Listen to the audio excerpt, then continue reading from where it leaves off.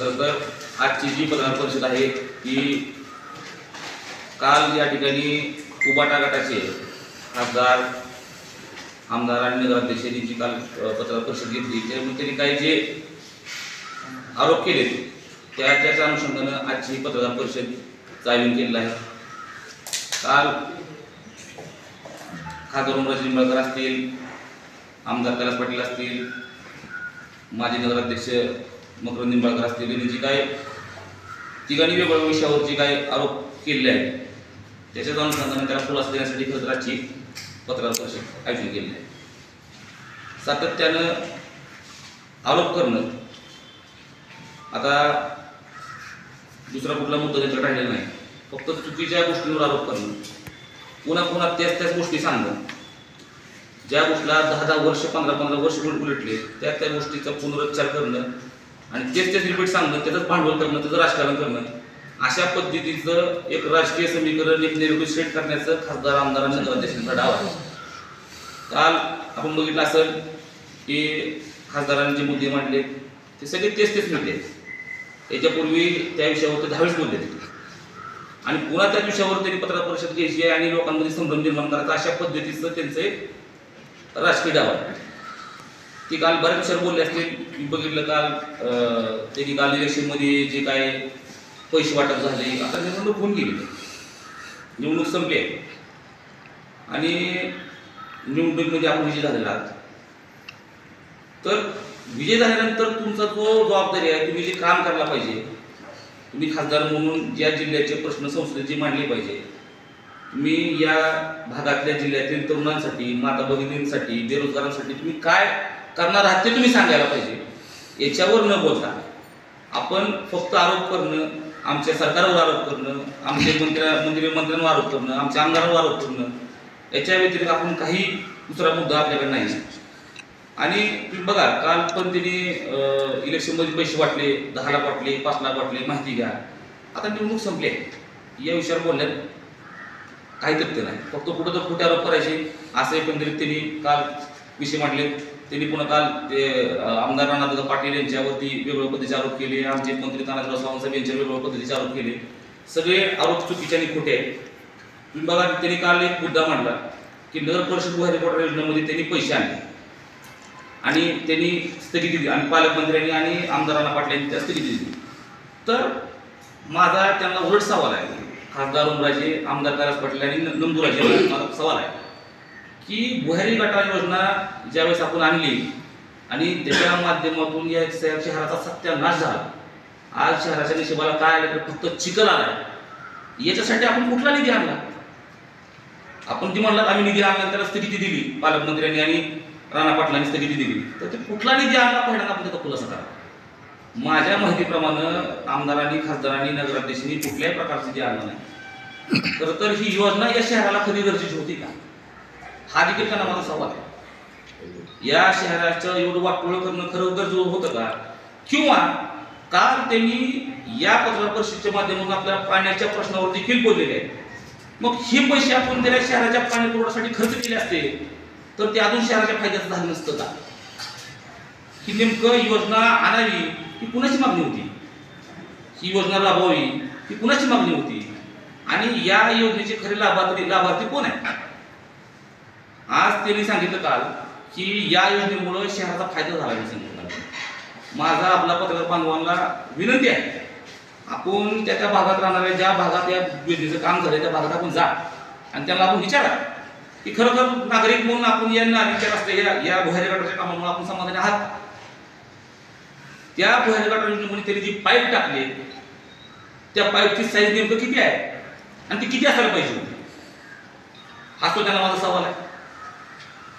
स्वतःच्या घरापाशी मोठ्या नाळ्या टाकल्यात, तुम्ही बघा आमदार, खासदारांच्या, नगराध्यक्षांच्या घरापाशी ज्या भुयारी गटार योजनेचं काम चाललंय ती वेगळ्या पद्धतीचं आहे।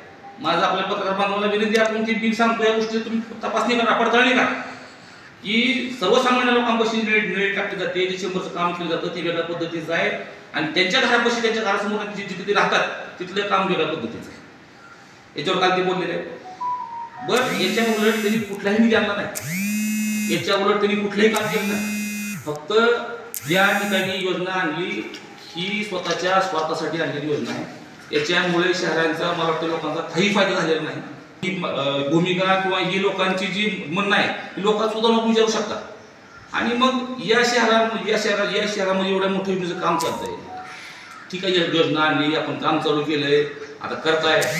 त्यामध्ये आता बघा जिल्हा नियोजन समितीमधून जो निधी रोडच्या कामासाठी मिळतो आपल्याला, म्हणजे यांनी जे फोडलेले रोड या महाविकास आघाडीच्या आमदार खासदारांनी नगराध्यक्षांचे रोड फोडले, त्याच्या उलट आमचे पालकमंत्र्यांनी जो निधी शहरात दिलेला आहे, जी वेगवेगळ्या हेडच्या माध्यमातून आपल्याला निधी शहरासाठी रोड नीट करण्यासाठी दिलेला आहे, ते रोड करत असताना आता आम्हाला त्या भुयारी गटाराची योजनेची अडचण आली।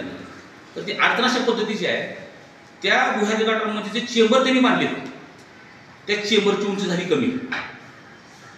आणि ज्यावेळेस आम्ही त्या भुयारी गटाराच्या गुत्तेदाराला हा प्रश्न विचारला की नेमकं ह्या भुयारी गटाराचं तर आम्हाला तू हाईट वाढवून दे, मी देऊ शकत नाही असं त्याचं म्हणणार। का देऊ शकत नाही? तर जेवढे एस्टिमेटमध्ये काम आहे तेवढंच आम्ही काम करतो।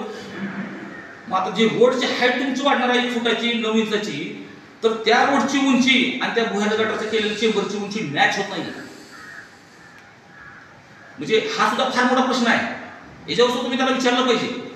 हा तांत्रिक बाब प्रश्न आहे की तुम्ही जे भुयारी गटाराचं काम केलंय तर तुम्ही ह्याच्यामध्ये अभ्यास करून तुम्ही ज्यावेळेस योजना आणली, ती एजन्सी नेमली, त्याची पीएमसी नेमली, त्या पीएमसी कडून भविष्यात होणाऱ्या रोडची उंची आणि तुमच्या चेंबरची उंची तुम्ही मॅच केली नाही का?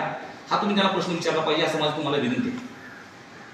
कारण आपण बघितलंय या भुयारी गटाराच्या माध्यमातून ज्यावेळेस काम शहरामध्ये 2-3 वर्षात चाललंय, याच्या होणाऱ्या धुळीमुळं, याच्या होणाऱ्या चिखलामुळं नागरिक त्रस्त आहेत। आणि याच्या उलट मला सांगा, आता ते याच्यावर बोलायला लागले ती त्यांना कुठं थोडी तरी त्यांनी पाहिली पाहिजे की नेमकं आपण ह्याविषयी बोललं पाहिजे का?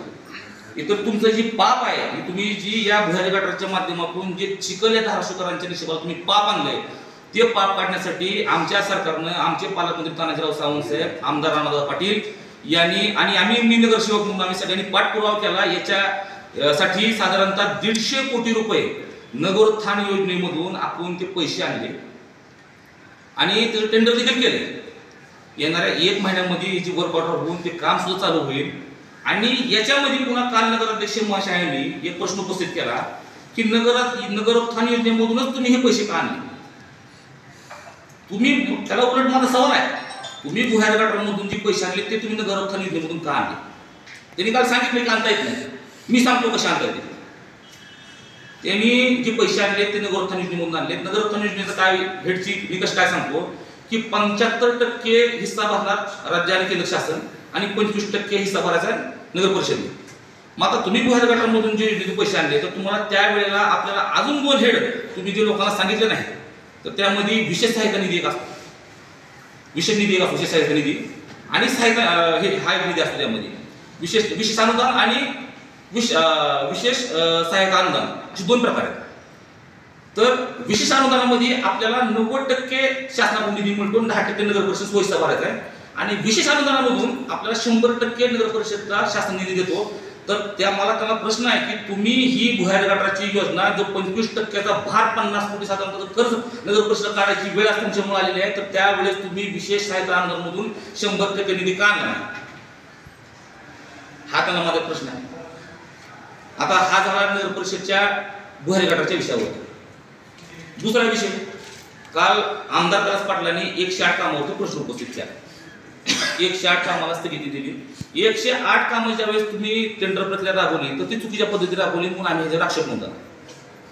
या सगळ्या गोष्टी तक्रारी केल्या, आमच्या शिवसेनेच्या भारतीय जनता पार्टीच्या पदाधिकारी तक्रारी केल्या की जी टेंडर प्रक्रिया आपण करताय चुकीच्या पद्धतीने करताय, आणि तसं पुरावे देखील सापडले गेले। आणि त्याच्यामुळं जिल्हाधिकारी साहेबांनी त्या टेंडर प्रक्रियेला बियाणशीड कामामध्ये वर्ग केले। जी 108 कामं बियाणशीड वर्ग केले, बियाणशीड कामं वर्ग केले म्हणून तुम्हाला दुःख वाटायचं कारण काय? आणि म्हणजे बियाणशी काम खराब करून घेते का? तो बियाणशी मध्ये काम निकृष्ट काम होतंय का? असा काय प्रकार आहे का? नगर परिषद टेंडर प्रक्रिया केली, चुकीच्या पद्धतीची केली म्हणून जिल्हाधिकारी साहेबांनी लगेच त्या ठिकाणी समांतर यंत्रणा म्हणून बांधकाम विभागात कामं वर्ग केली। आणि जे 108 कामं या ठिकाणी शहरात मिळाली पालकमंत्री महोदयांच्या माध्यमातून, जिल्हा समिती महोदयाच्या माध्यमातून, आमच्या सत्तेच्या माध्यमातून, तर त्याची साधारणतः 88 कामं प्रगतीपथावर आहेत।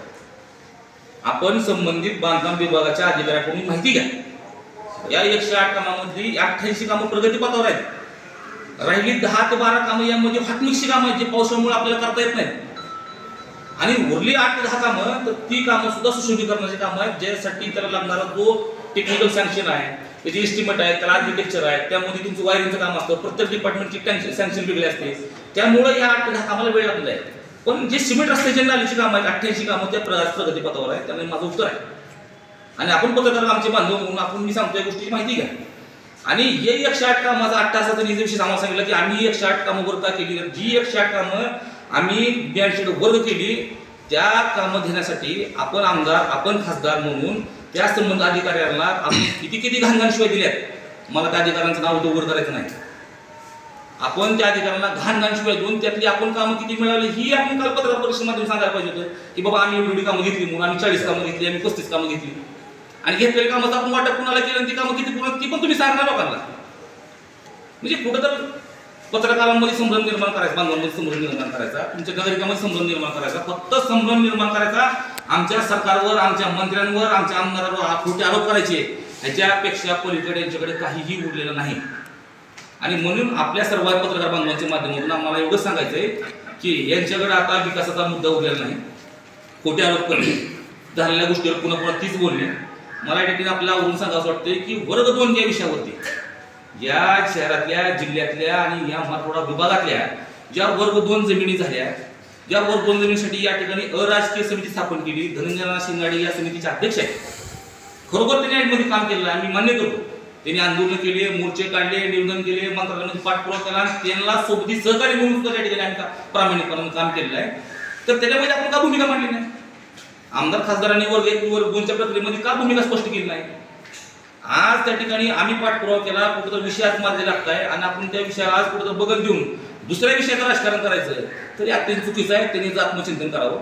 आमच्या शिंदे सरकारने, आमच्या या सरकारने हा वर्ग 2चा जमिनीचा विषय गेले 3 वर्ष झालं या जिल्ह्यातले शेतकरी बांधव परेशान आहेत.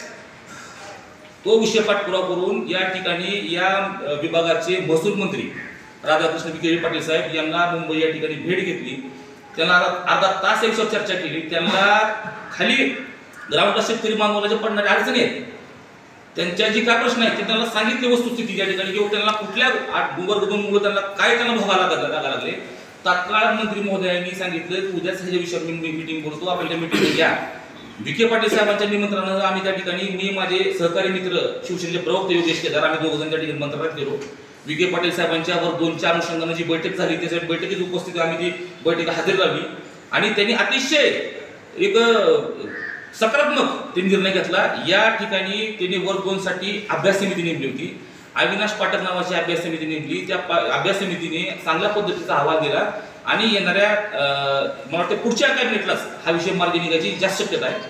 आणि हा निर्णय याचा पाठपुरावा पूर्ण आमची या ठिकाणची अराजकीय समिती असेल आणि त्या ठिकाणचे शिंदे सरकार असेल यातील हा निर्णय मार्गी लावलेला आहे. म्हणजे सर्वसामान्यांच्या विषयावरती आपण बोलायचं नाही. ज्या ठिकाणी सर्वसामान्य लोकांची नाळ जुडलेली आहे त्या विषयावर आपण बोलायचं नाही. आपण फक्त आरोप करायचे. आमच्या मंत्र्यांवर, सरकारवर स्थगिती दिली, कुठं स्थगिती दिली, कुठल्या प्रकारची स्थगिती दिली त्यांनी दाखव. कुठल्याही प्रकारची स्थगिती दिली नाही. उलट त्यांनी जे महाविकास आघाडीने मागच्या काळामध्ये जो निधी आणला होता गार्डनच्या कामासाठी, तर त्या गार्डनच्या कामासाठी त्यांनी ज्या ठिकाणी गार्डनचं काम ऑलरेडी झालेलं आहे ते तुमचाच नगराध्यक्ष त्या ठिकाणी बसलेला आहे. ज्या नगराध्यक्षाच्या कालखंडामध्ये ज्या ठिकाणी तुम्ही ज्या जिजामाता उद्यानमध्ये तुम्ही 1 कोटी रुपयाचं काम केले, पुन्हा तुम्ही तिथेच अजून काम करणार आहे, याच्यावर आम्ही आक्षेप नोंदवला. या गोष्टी आम्ही सरकारच्या निदर्शनास आणून दिल्या आणि झालेल्या ठिकाणी तुम्हाला काम कसं करता येईल म्हणून शासनानं ते आम्ही त्याला मागणी केली की या ठिकाणचा निधी दुसऱ्या ठिकाणी वर करण्यात यावा, जेणेकरून या ठिकाणी झालेले उद्यान चांगली राहील आणि त्या ठिकाणी दुसरी उद्यान त्या ठिकाणी शहरात लोकांच्या सोयीसाठी होईल. अशा पद्धतीची मागणी आमचे मुख्यमंत्री साहेबांनी मान्य केली आणि त्यांनी जो दिलेला निधी आहे त्या निधीच्या अनुषंगानं ते गार्डन या ठिकाणी शहरात मी आपल्याला पूर्णपणे सांगतो की आमच्या शिंदे सरकारने धाराशिव शहरासाठी साधारणतः 7 कोटी रुपयाचे उद्यान दिले. त्यामध्ये 4 उद्यान प्रामुख्याने आम्ही घेतलेले आहेत. त्यामध्ये 1 नंबरचं उद्यान 3 कोटी रुपयाचं आहे, शिवाजीराव साळुंके नगर बेंबली रोडला 2 एकरमध्ये मोठी अद्ययावत उद्यान करायचं. या ठिकाणी TS झाले, एस्टिमेट झाले आणि 8 दिवसामध्ये टेंडर करून आम्ही ते काम सुरू करायच्या मानसिकतेमध्ये. 2 नंबरचे उद्यान बँक कॉलनी या ठिकाणी, कालिका माता मंदिर या ठिकाणी आहे, त्या ठिकाणी सुद्धा 1 एकरच्या ब्लॉकमध्ये 2 कोटी रुपयाचे उद्यान आपण या ठिकाणी करतोय. 1 एकरचे उद्यान आनंदनगर येथे सस्ते हॉस्पिटलच्या शेजारी एक मोठा OP आहे 10 गुंठ्याचा, त्या ठिकाणी आपण एक गार्डन करतो. आणि 1 कोटी रुपयाचे उद्यान वायरा रोड येथे जी नगर परिषदची मोठी गार्डनची आरक्षित जागा आहे, त्या ठिकाणी आम्ही ती गार्डनचा प्रस्ताव आहे. असे साधारणतः 60 कोटी रुपये द्यायचे आणि 5 कोटी रुपये आठवडी बाजार विकसित करणे, मटन मार्केट, मच्छी मार्केट विकसित करणे, अशा पद्धतीचं टेंडर प्रोसेस करण्यासाठी त्याचा TS, त्याचा एस्टिमेट आणि त्याचं टेंडर प्रक्रिया येत्या 8 दिवसांमध्ये पूर्ण होईल. आणि या निवडणूक लागण्याच्या पूर्वी जे वर्क ऑर्डर करून ते काम सुद्धा चालू करण्याची या ठिकाणी या आमच्या संबंध पदाधिकाऱ्यांची मानसिकता आहे. त्यामुळं मला आपल्या माध्यमातून त्यांना एवढं सांगायचं आहे की या ठिकाणी शिंदे सरकार असेल, आमचे पालकमंत्री असतील, आमचे आमदार असतील, महायुतीचे अतिशय प्रामाणिकपणाचं हे काम करायला लागलेलं आहे. तुम्ही बघा, काल 1 ऑगस्टला लोकशाही अण्णाभाऊ साठेंची जयंती होती. त्या जयंतीच्या माध्यमातून आम्ही संबंध पदाधिकाऱ्यांनी, आमचे पालकमंत्री असतील आणि आमदार अण्णा पाटील असतील यांनी 1 एकर जागा अण्णाभाऊ साठेंच्या पूर्ण प्रतिपुत्रासाठी त्यांची जागा त्यांना वर्ग करून दिली. संभाजीनगरला सुद्धा अशाच पद्धतीनं जी जागा दुग्ध विकास त्यांना वरती होती, त्याच धर्तीवरती ही जागा आपण त्या ठिकाणी अण्णाभाऊ साठेंच्या पूर्ण प्रतिपुत्रासाठी वर्ग जागा करून द्यायचा शासन निर्णय घेतलेला आहे. आणि ती जागा कुठं तर आता त्या मातंग समाज बांधवांसाठी किंवा त्या पुत्रासाठी मिळणार आहे किंवा मिळाली आहे. आणि त्याच्या अनुषंगाने त्या सर्व मातंग समाजाच्या वतीने संबंध आमच्या शिवसेना भाजपच्या पदाधिकाऱ्यांना सत्कार करण्यात आला. तर ते कुठंतरी त्याला चलतंय, त्याला कुठंतरी खुपतंय आणि म्हणून त्याच्यावर सुद्धा त्यांनी काल आक्षेप नोंदवलेला आहे. तर अशा पद्धतीचा आरोप प्रत्यारोप राजकारण तुमचं धाराशिवची जनता, धाराशिव जिल्ह्याची जनता तर सहन करणार नाही. आरोप करण्यापूर्वी माझा त्यांना सल्ला आहे की आपण आता जी काल सांगितलंय की मी 3,30,000 मतांनी निवडून आलेलो आहे, साहेब 3,30,000 मतं ही तुमची नाहीत. ही मतं मराठा समाजाची, मराठा आरक्षणची मतं आहेत. ज्या मराठा समाजानं सत्तेच्या विरोधात मतदान केलं, सरकार पाडायचं म्हणून मतदान केलं, त्यामुळे तुम्ही छाती बोलून घ्यायचं काही कारण नाही की मतं तुम्हाला, ही मतं सरकारच्या विरोधात पडलेली मतं. आणि तुम्ही काल छाती बोलून सांगितलं की मला 3,30,000 मतांचं मताधिकार मिळालंय. मला या ठिकाणी अजून एक आवर्जून गोष्ट नमूद करायला वाटते आहे, ज्या आमच्या मराठा समाज भूषण मनोज जरांगे पाटील यांच्या भूमिकेवरती खासदार ओमराजे यांनी आक्षेप नोंदवला. मनोज जरांगे पाटलांची जी मराठा आरक्षणची मागणी आहे ती 50%च्या आतल्या आरक्षणची मागणी आहे. आणि त्याला विरोध म्हणून खासदारांनी निवडणूक झाल्यानंतर, जिंकून आल्यानंतर त्यांनी त्या मागणीला, म्हणजे जरांगे पाटील साहेबांच्या मागणीला त्यांनी विरोध केला आहे आणि वेगळी भूमिका मांडली. 50% पुरुष आरक्षणाची भूमिका त्यांनी मांडलेली आहे. तर आज तुम्ही मराठा समाजाची फक्त निवडणुकीपुरतं मत वापरली, मतं घेतली. तुम्हाला आज मराठा समाजाची कुठल्याही प्रकारची गरज नाही. तुम्ही ही तुमच्या भाषणातून, तुमच्या वेगवेगळी पत्रकार परिषदेच्या माध्यमातून तुम्ही दाखवून दिले. इथून पुढच्या निवडणुकीमध्ये मला वाटतंय की मराठा समाज हा अतिशय शून्य समाज आहे आणि तुमच्या भूलथापाला मराठा समाज बळी पडणार नाही. म्हणून आपण फक्त मिसगाईड करायचं, आरोप प्रत्यारोप करायचे, चुकी दिशाभूल करायचं राजकारण करून थांबावं, एवढंच मला ठिकाणी सांगतो. तर मला असं वाटतं सर्व विभागाची स्थगिती उठवली, परंतु नगर विकास विभागाची स्थगिती उठवली नाही. माझ्याकडे शासन निर्णय आहेत, ज्या मी आपल्याला आता सांगितलं की ज्या उद्यानाच्या कामासाठी स्थगिती दिली होती ती स्थगिती उठवलेली आहे. कदाचित आमदारांच्या अभ्यासामध्ये भर पडली नसावी, तर त्यांच्यामध्ये आपल्या माध्यमातून भर झाली. म्हणून ज्या 7 कोटीच्या कामांसाठी स्थगिती दिली होती, ज्या 5 कोटीच्या कामासाठी आठवड्याबाजारच्या कामासाठी स्थगिती दिली होती, ती चुकीच्या पद्धतीनं प्लॅन, चुकीच्या पद्धतीचे एस्टिमेट आणि ज्या ठिकाणी काम झाले त्याच ठिकाणी पुन्हा उद्यान करायचा जो त्यांचा अट्टास होता, तो कुठं तर आम्ही त्या ठिकाणी सरकारच्या मुख्यमंत्री साहेबांच्या दर्शनाला आणून दिलं आणि ती स्थगिती उठवून त्या ठिकाणी शासन निर्णय आलेला आहे. त्याची टेंडर प्रक्रिया 8 दिवसामध्ये होते, एस्टिमेट झाले, TS झाले त्याचे. तर चालू असतानाच आम्ही स्थगिती उठवलेली आहे त्याची. याच्यामध्ये आमचे पालकमंत्री तानाजीराव सावंत साहेबांची खूप मोठी भूमिका आहे. मी तुम्हाला माझा झालेला पत्र व्यवहार तिथे शासन निर्णय आपल्याला मी देऊ शकतो. कशी आली बघा, टेंडर प्रक्रिया पूर्ण झाली नाही. त्या ठिकाणचे यांचेच सहकारी, नगराध्यक्ष सहकारी जे हरिकल्ले येलगट्टे यांच्या भ्रष्ट कारभारामुळे 8 महिने जेलमध्ये राहिलेले आहेत. आणि कुणाच्या आशीर्वादाने झालंय, कुणी सांगितले करायला, हे सगळं आपल्या आपण सगळे जाणार. फक्त आता ह्यांनी जेलमध्ये जायचं बाकी राहिलेलं आहे. आणि टेंडर प्रक्रिया झाली आहे. 108 पैकी 88 कामं प्रगतीपथावर आहेत. ती कामं आपण बांधकाम विभागामध्ये जाऊन आपण त्याची खात्री करा. 88 कामं प्रगतीपथावरती आहेत. 10 ते 12 कामामध्ये हॉटमिक्सची कामं आहेत, जी कामं पावसाळ्यामुळे होऊ शकत नाही, तर ते कामं सुद्धा पावसाळा संपल्याचे कामं होतील. आणि राहिलेली 8 कामं जे सुशोभीकरणाची कामं आहेत, ज्याला वेगवेगळ्या डिपार्टमेंटच्या टेक्निकल सँक्शन लागतात, तर ते सुद्धा त्यांनी घेतल्या. पावसाळा संपल्यानंतर ते सुद्धा ते काम सुरू करणार. नाही तसं नाही विषय. मग टेंडर ओपन झालं तर तुम्ही ऍक्सेप्ट कसं काय सोबत माहिती आहे घेतलं? का? आपण बघा काहीतरी आपली गफलत होती आपली काहीतरी 108 कामं ही टेंडर प्रक्रिया झाली आहे. नाही बिना टेंडर प्रक्रियेचं कुठलंही काम होत नाही. 1 लाख रुपयाचं जरी काम असलं आणि 1 कोटी रुपयाचं जरी काम असलं तर ते बिना टेंडर प्रक्रियेचं काम होत नाही. 108 कामाची टेंडर प्रक्रिया करून वर्क ऑर्डर देऊन 88 कामं प्रगती पथावर आहेत. साहेब तुम्हाला मी कामं दाखवू शकतो आता येऊन ती सोबत नेऊन किती कामं कुठं कामं चालू आहेत ती. टेंडर प्रक्रिया करून त्यांचे कार्यक्रम आदेश देऊन वर्क ऑर्डर देऊन 88 कामं आता प्रगती पथावर आहेत. आपण माझ्यासोबत यावं, मी तुम्हाला 88 कामं कुठं चालू ती सुद्धा तुम्हाला मी कामं दाखवू शकतो. पालकमंत्र्यांनी ज्या कामाचं रस्त्या कामाचं उद्घाटन केलंय ते आणखीन झालेलं नाही. हे बघा, 6 महिन्यापूर्वी उद्घाटन केलं असं सांगितलं. निश्चित पालकमंत्री साहेबांनी कामाचं उद्घाटन केलंय. त्याचे जे खालचं बीबीएमचं काम होतं, त्याचं खालचं जे मजबूतीकरणाचं काम होतं ते काम आपण बघा, ते काम झाले. आणि फक्त पावसाळ्यामुळं जो पुढचं हॉटमिक्सचं काम आहे, जे पावसाळ्या आधी केलं तर ते खराब होईल.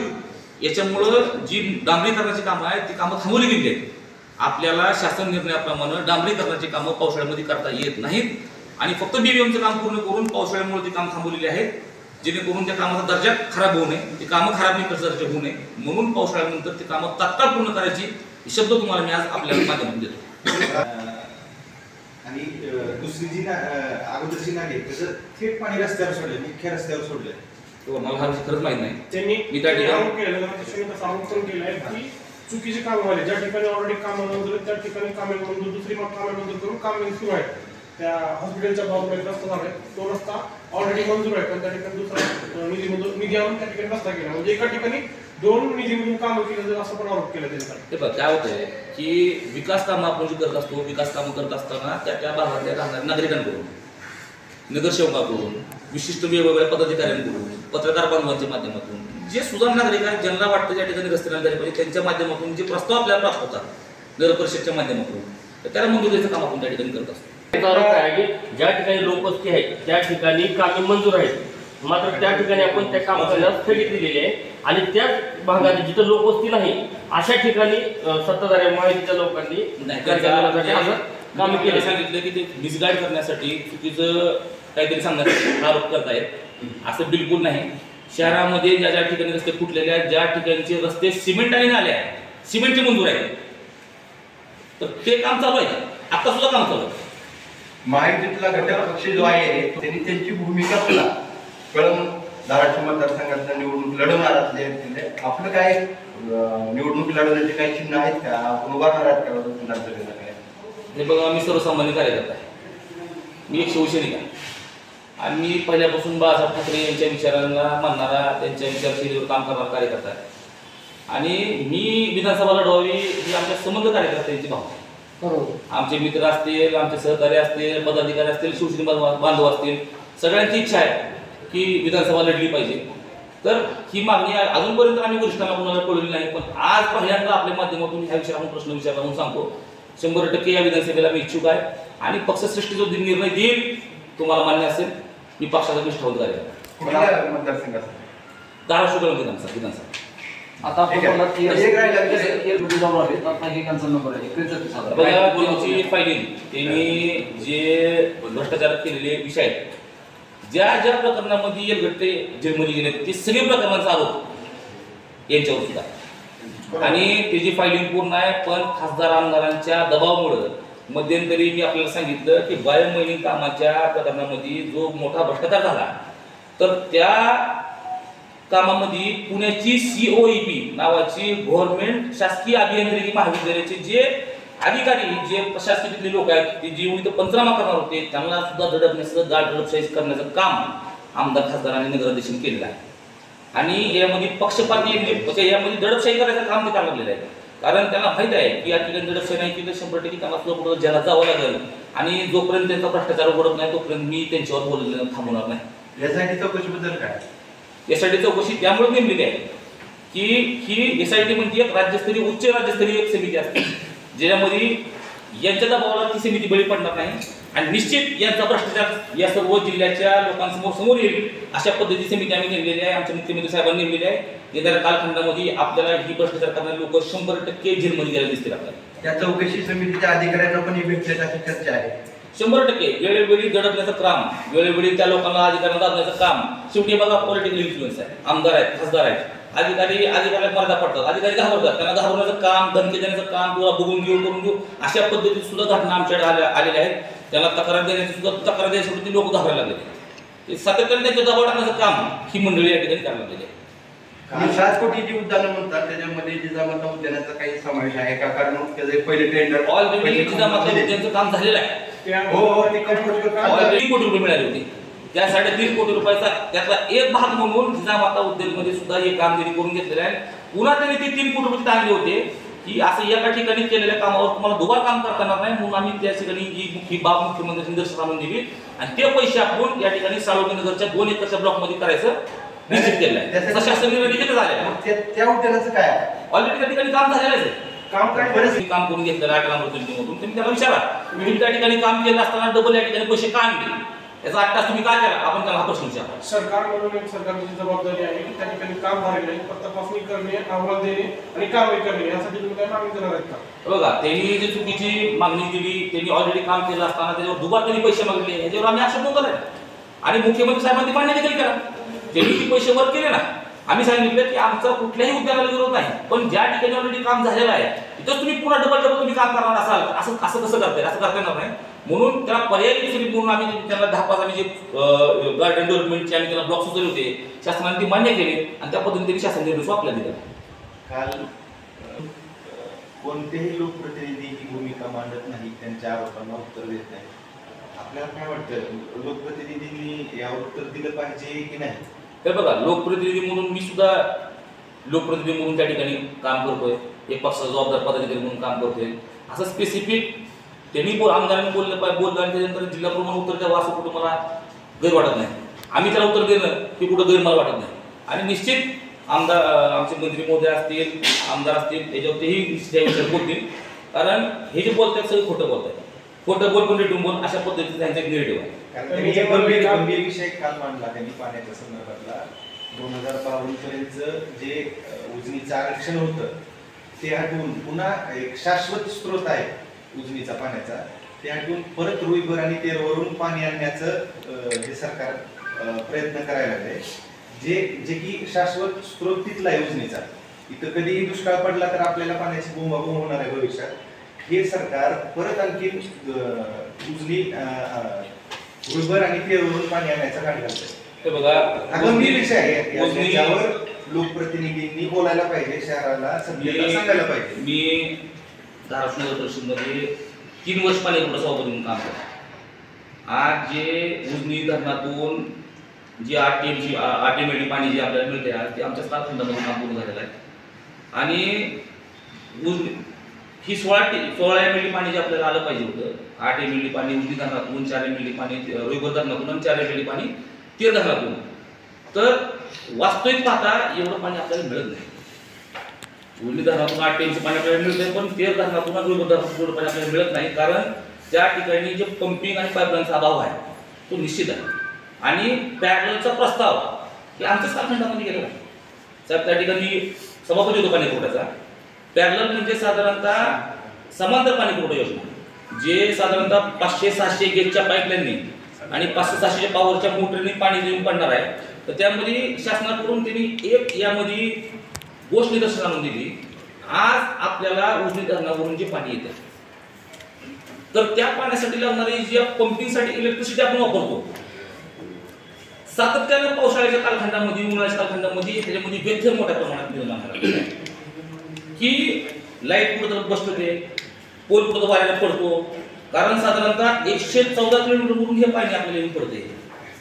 मी शासनाला निदर्शनाला दिलेली गोष्ट आपल्याला सांगायला लागलो आहे. याच्यामध्ये माझी भूमिका मी आपल्याला नंतर स्पष्ट करेन, अजून त्यामध्ये थोडा अभ्यास करून. पण तुम्ही पावसाळ्यात बघितलं असेल, तुम्ही उन्हाळ्यामध्ये बघितलं असेल की पाणी असताना सुद्धा पाणी आपण आणू शकतो का वेळेवर? 8 दिवसाला 10,000 लोकांना पाणी केलं तर त्याला पर्याय म्हणून, कारण रुईभर धरण सुद्धा एका बारक्या प्रमाणात धरण नाही. आणि आजपर्यंत सुद्धा आणि मागच्या कालखंडात आणि आज सुद्धा आपण उजनी तेरणा धरणावरून पाणी काय मानतोय, फक्त त्याला गरज आहे अपग्रेडेशन करण्याची. हे पाईपलाईन आणि मोटरचा जो विषय आहे, जेवढ्या प्रमाणामध्ये पाणी तेरणा धरणावरून येऊन पडलं पाहिजे, रुईभर धरणावरून जेवढे पडलं पाहिजे, तर त्याच्या माध्यमातून ते अपग्रेड झालं पाहिजे. असं सुद्धा एक विषय आहे. दुष्काळी परिस्थिती असताना तिथं कधी पाणीच राहत नाही. पाणी असं अशी येणार कसं? अशी दुष्काळी परिस्थिती पाणी न राहण्याची यावेळेस उजनी धरणाचं निर्माण झाली आहे. पण माहिती का -53% उजनी धरण मायनस मध्ये गेल्यानंतर ज्या ठिकाणी आपण पंपिंग पाणी उचलतो त्या ठिकाणी आपण त्या पंपिंगच्या जागा बदलून साधारणतः 500 फूट ज्या ठिकाणी पाणी अवेलेबल आहे तिथे आपण मोटरी सोडल्या तिथून पाणी आणले. म्हणजे दुष्काळाची परिस्थिती यावेळेस त्या उजनी धरणापासून निर्माण झालेली आहे. डेड स्टोरेज असलं तरी किमान पाणी तरी मिळतं. हो उजनीचं डेड स्टोरेज जरी असलं ना तरी पाणी मिळतं. हो. पण उजनी आपलं तेल आणि ऊस भरून पाणी कसं मिळणार? हे बघा ह्याच्यामध्ये 2 बाबी आहेत. एक उजनी धरणावरून पुन्हा समांतर योजना. दुसरी गोष्ट तर तिथल्या शेतकऱ्यांना पण त्या पाण्याची आवश्यकता असते. तिथल्या शेतकऱ्यांचं पाणी येऊन हे आपला अधिकार आहे. ज्या ठिकाणी शाश्वत पाणी शहराच्या नागरिकांना मिळेल शेतकऱ्यांच्या पाण्याला व्यत्यय न येता अशाच पद्धतीने चुकीच्या बातम्या सेट करायच्या, चुकीच्या निरेटिव्ह लोकांमध्ये पसरवायचा, हे त्याच्यामध्ये आमदार खासदार नगराधीश पटायत आहेत. खोटं बोल पण रेटून बोल. हे बघा आजपर्यंत उजनी धरणावर पाणी आपण आणलेच ना त्यावेळी शेतकऱ्यांची आठवण झाली नाही. आज आठवण झाली शेतकऱ्यांची. आमचं सरकार आल्यानंतर म्हणजे आमचं सरकार येऊन बसल्यानंतर तुम्हाला शेतकरी आठवण व्हायला लागले का? आजपर्यंत पाणी जेव्हा तुम्ही आणलं तेव्हा तुम्ही शेतकऱ्यांची तुम्हाला आठवण झाली नाही. आणि आज तुम्हाला आठवण शेतकऱ्यांची व्हायला लागली. मी नगरपालिकेत असतानाच तो ठराव पाठवलेला आहे. मी म्हणलं दोन्ही प्रस्ताव उजनी तेरणा आणि रुईभर या तिन्ही अपग्रेडेशनचे समांतर प्रस्ताव आपल्याकडे आहेत. यातला कोणता योग्य निर्णय वाटेल बजेटच्या अनुसरून पाण्याच्या अनुसरून आणि 2050 पर्यंतच्या परिस्थिती अनुसरून जो प्रस्ताव योग्य वाटेल ज्यामधून मुबलक पाणी कमी वीज लाईट बिल त्यामध्ये लाईट बिलचा खूप मोठा प्रश्न आहे. यामध्ये येणाऱ्या सातत्याने वीज पुरवठा जी आपल्याला येते त्यामध्ये इतकी अडचणी आहेत. साधारणतः महिन्याला 1 कोटी रुपये आपल्याला वीज बिल लागतं. उजनीवरून आपल्याला जे पाणी इथे येऊन पडते त्यासाठी आपल्याला 1 कोटी वीज बिल लागणार आहे. आणि ज्यावेळेस आपण समांतर योजना दुसरी निर्माण करणार आहे 600 कोटी खर्चून त्याला सुद्धा जो वीज बिलाचा येणारा जो खर्च आहे तो आपण कुठून देणार आहे हा सुद्धा प्रश्न आहे. हा सुद्धा चर्चेचा विषय आहे. याच्यावर आमची चर्चा झालेली आहे. त्याच्यामुळं 2050 पर्यंतच्या परिस्थितीला अनुकूल असून जी उजनी रुईभर आणि तेरणा ज्या ठिकाणाहून शाश्वत पाणी कमी खर्चामध्ये कमी लाईट बिलामध्ये मिळेल असे अनुषंगाने शासन 100% निर्णय घेतला. माजी नगरसेवक एक आरोप केला की रामनगर, समतानगर आणि आनंदनगर या भागात मंजूर असलेले रस्ते 3 वर्षापूर्वी मंजूर झालेले रस्ते ते 2 वर्षापूर्वी कंप्लीट व्हायला पाहिजे. मात्र जाणीवपूर्वक त्याला त्रास व्हावा म्हणून आपण ते रस्ते कामाडू गेला. कोणती काम आहे ती यादी त्यांच्याकडून घ्या. आधी ते आमच्याकडे यादी आहे.